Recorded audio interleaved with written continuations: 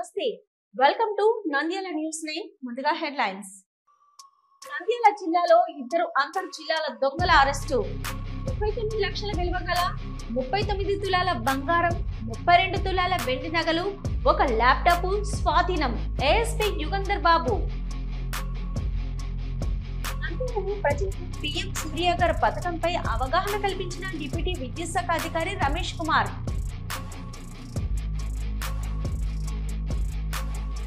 మున్సిపాలిటీలో విలీనమైన గ్రామాల్లో రోడ్లపై ప్రవహిస్తున్న డ్రైనేజీ దుర్వాసన దోమలతో నానా అవస్థలు డెంగ్యూ విషజ్వరాలతో బెంబెలెత్తిపోతున్న ప్రజానీకం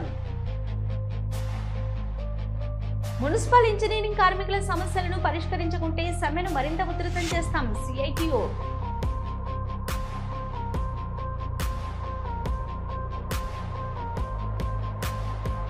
రెడ్ క్రాస్ ఆధ్వర్యంలో ఘనంగా అంతర్జాతీయ రక్తదాన దినోత్సవం వేడుకలు ప్రతి ఒక్కరూ రెడ్ క్రాస్ యాప్ లో రక్తదాతలుగా నమోదు చేసుకోవాలి.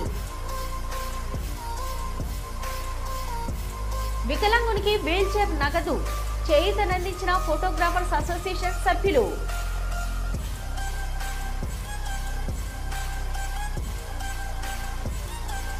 పేదల సమస్యలు ప్రభుత్వాలకు పట్టడం లేదు.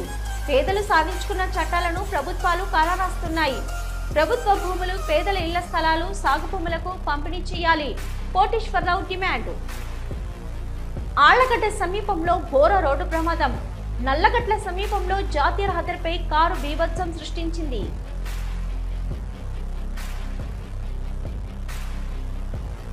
హలో, నంద్యాల న్యూస్ 10 మీ చుట్టూ జరిగే సంఘటనల్ని మా దృష్టికి తీసుకురావాలి అనుకుంటున్నారా?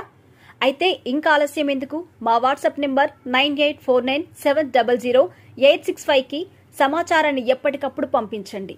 మా నంద్యాల న్యూస్ 10 ద్వారా మీ సమస్య పరిష్కరించుకోవడానికి ముందడుగు వేయండి.